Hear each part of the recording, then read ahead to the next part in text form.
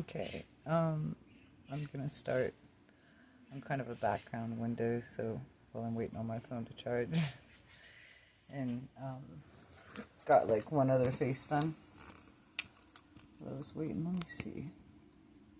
Me and my Odin gun back there. That's fine. Let's see if we can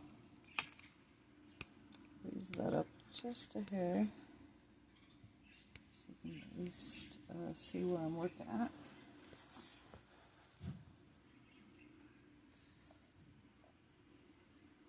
And like I said, this is kind of like the rough draft.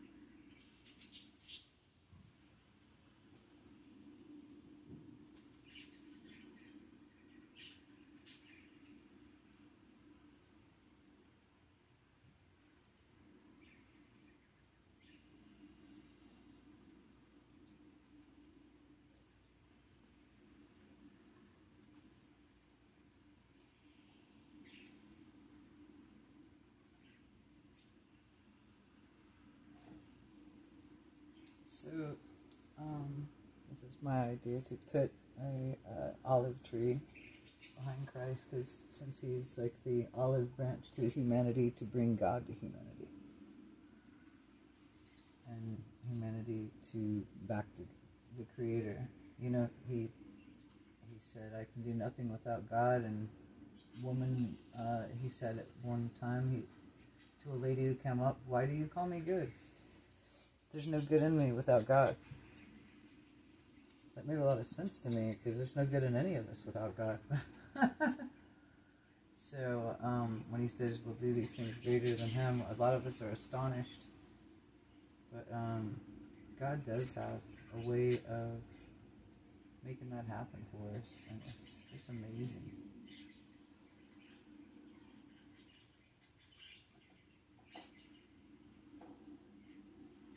But that confidence definitely comes from him within, the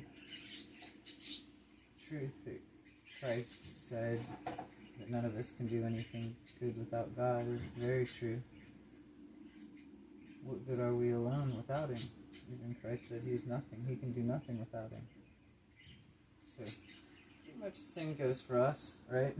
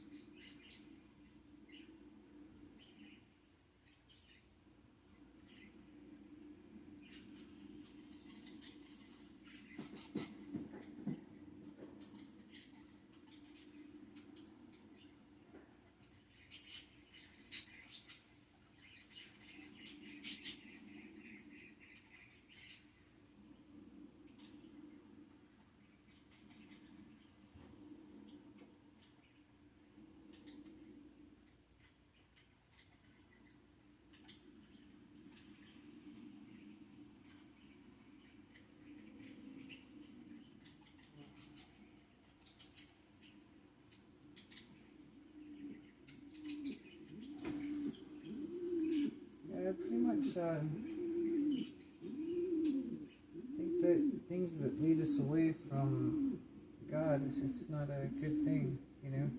But when it leads us to it, Him and what He originally would want us to have learned, I think that's where Christ really comes in at the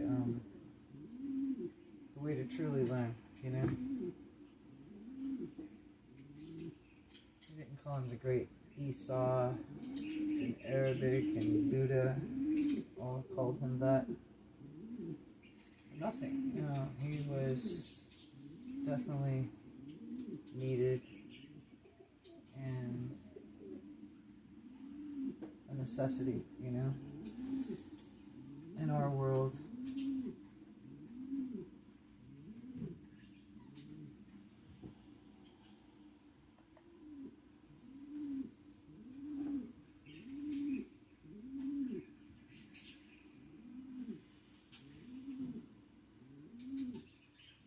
But as they say, there's not enough books in all of the world to say how many great and good deeds Christ did for all of us.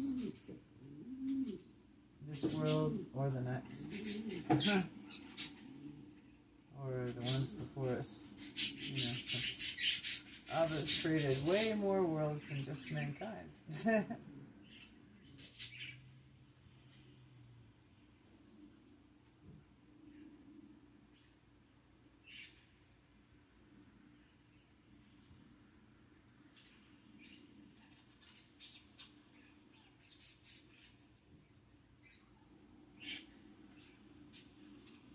I don't think it's worlds as we know it, but I think it's more like petri dishes stacked on top of one another, since, you know, there's the firmament that is on top of the world. I think it's more kind of looking like that, dimensions on top of other dimensions. That's why they can go on forever. Right now we can only conceive like, what, 3? Because as humans we live in the past, present, and the future all at once. And I've never said we did that perfectly or anything.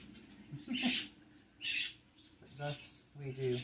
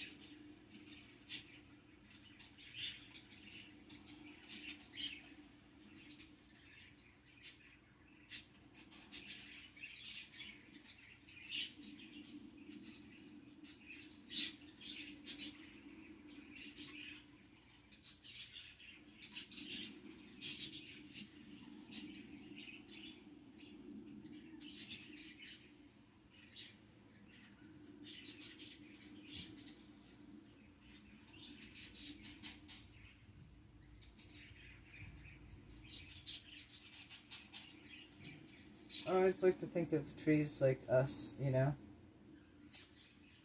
They live in 3 different dimensions too, just in a different way. Their roots go underground, like the seed where we are, to the darkness that we come from before we realize our intellect, you know, of light. And then the middle part, you know, as we walk by, we're in the middle part of the world of them. Should be their bark, and then their arms as they reach up to the sky and to the heavens, reaching up to God.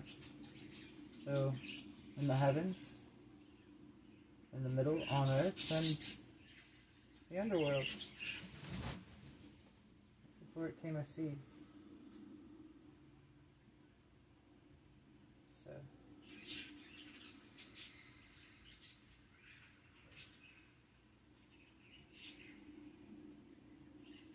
So there's many things humanity don't really know about that live similar to them, but not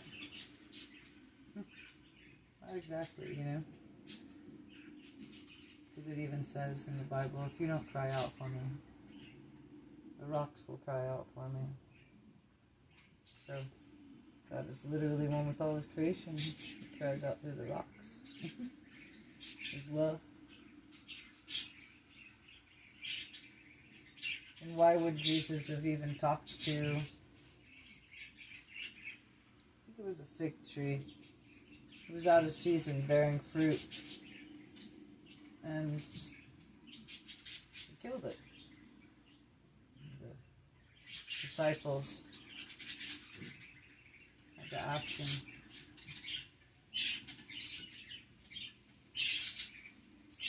you know, why did you take the life of the fig tree? So I pretty much take that story as to do things out of the will of God. The works are dead. When you do things out of it that is not in God's will, that he wouldn't appreciate, you know? Definitely the works are dead and not worthy to be called works at all.